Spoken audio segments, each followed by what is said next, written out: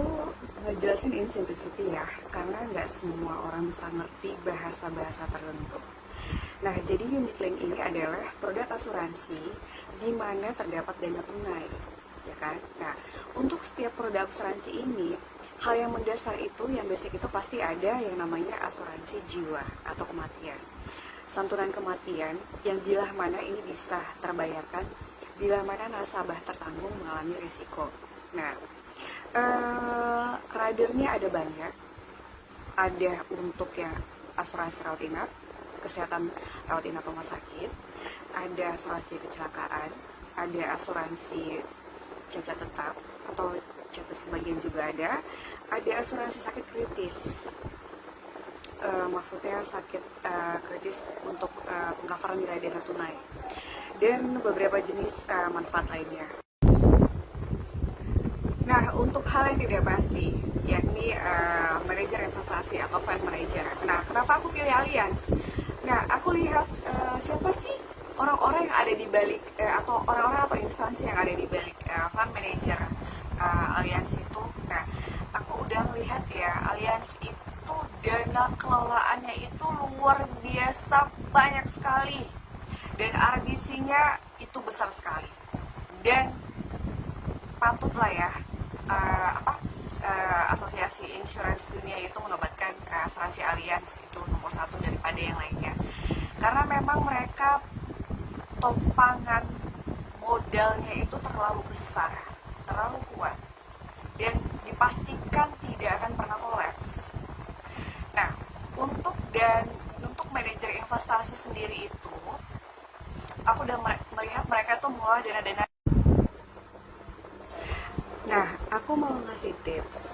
Kenapa sih banyak orang nggak mau ngambil asuransi? Karena ada banyak kejahatan asuransi atau isu-isu asuransi yang masyarakat itu nggak tahu. Jadi yang mereka dengar yang negatif-negatifnya doang tentang asuransi. Ada banyak klaim yang nggak di-cover, ada banyak bentuk kejahatan lainnya sehingga orang kayak malas asuransi yang udah pasti-pasti aja. Contohnya apa? Asuransi corporate dari perusahaan mereka bekerja, terus BPJS. Ingat ya guys, BPJS dan asuransi lainnya, entah itu Askes atau yang lainnya, itu penting. Tapi ingat, semua hal itu punya batasan, semua hal punya limit. Jadi kita harus aware dan kita harus berpikir. Nah, beberapa tips untuk kita yang mau ambil asuransi pribadi. Yang pertama, cek dan recheck kebenaran dan growth dari perusahaan asuransi yang mau kita ambil.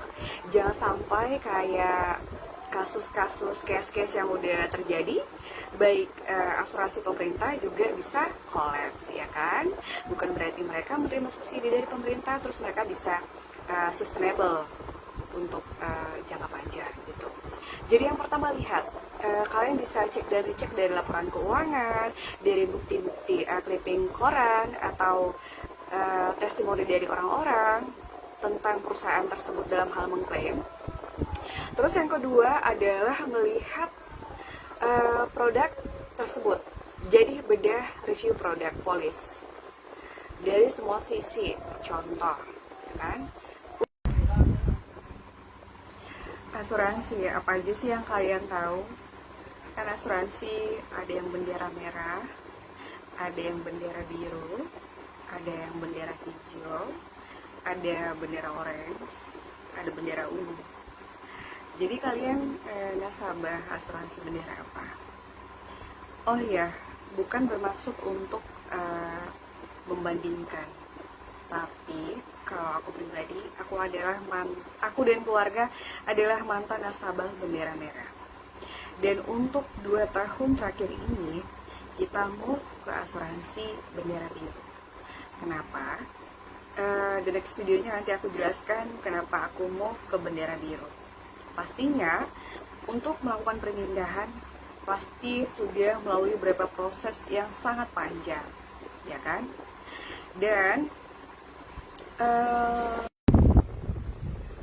penting banget untuk kita mengambil polis penyakit kritis. Kenapa? coba Anda bayangkan, bila mana kita terindikasi penyakit kritis, apa masih bisa bekerja? Apa masih bisa kita bekerja dengan produktif dan biaya hidup, biaya-biaya yang lainnya kita bisa cover? Tentu tidak kan? Nah, berarti dalam hal ini yang dilindungi apa? Yang dilindungi adalah proteksi income kita. Jangan sampai kita nggak bisa bekerja, terus dana yang selama ini kita kumpulkan habis dalam sekejap. Oleh karena itu, proteksi penyakit kritis ini penting banget.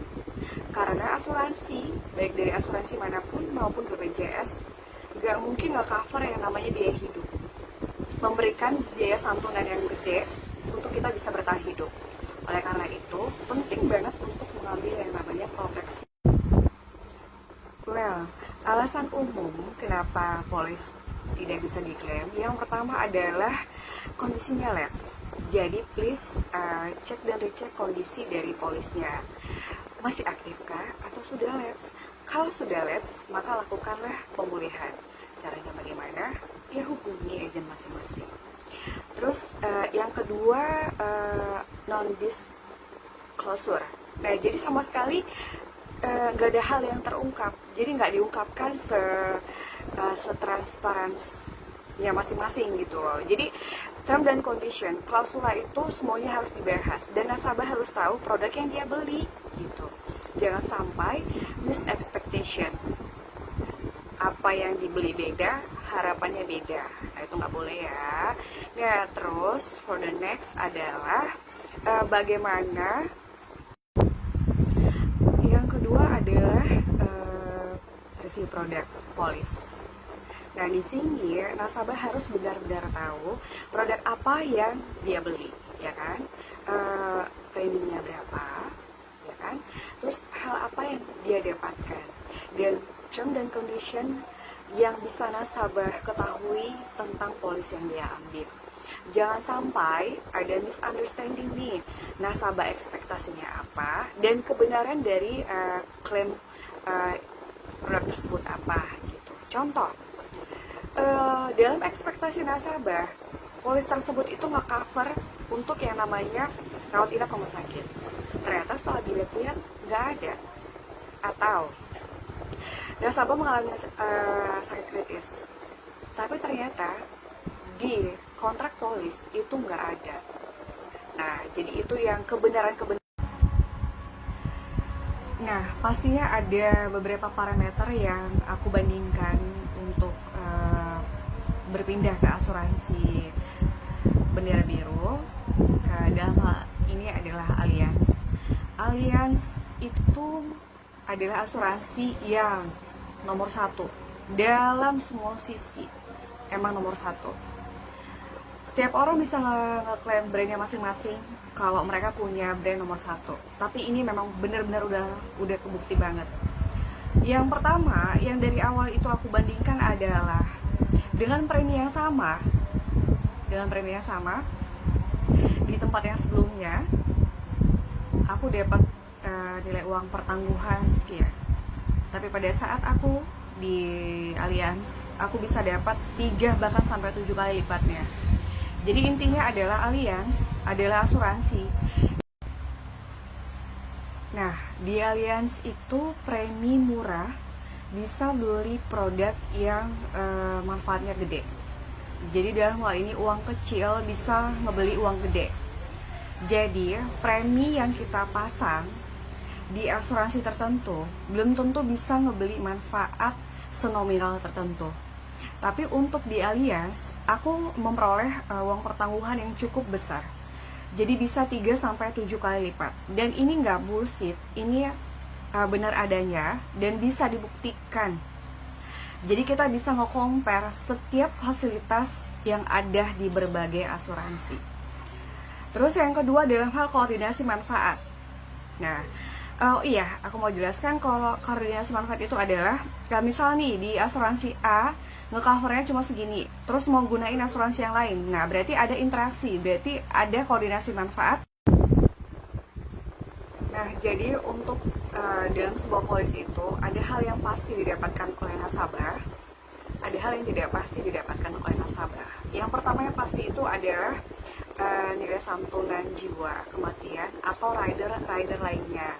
Contoh, dalam kontrak polis tertera misal nih santunan kematian 1M, maka automatically satu santunan kematian emang yang diterima adalah 1M.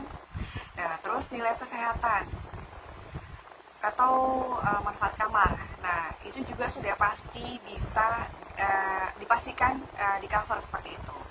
Nah, jadi untuk hal yang tidak pasti itu adalah nilai dana tunai investasi. Nah, kinerja investasi setiap asuransi berbeda-beda. Nah, kenapa aku move ke Allianz? Karena aku udah ngelihat fund manajernya ya. Nah, jadi untuk dalam sebuah polisi itu ada hal yang pasti didapatkan oleh nasabah, ada hal yang tidak pasti didapatkan oleh nasabah. Yang pertama yang pasti itu adalah nilai santunan jiwa kematian atau rider lainnya. Contoh, dalam kontrak polis tertera misal nih santunan kematian 1M, maka automatically satu santunan kematian emang yang diterima adalah 1M. Nah, terus nilai kesehatan atau manfaat kamar. Nah, itu juga sudah pasti bisa dipastikan di cover seperti itu. Nah, jadi untuk hal yang tidak pasti itu adalah nilai dana tunai investasi. Nah, kinerja investasi setiap asuransi berbeda-beda. Nah, kenapa aku move ke Allianz? Karena aku udah ngelihat fund manajernya ya.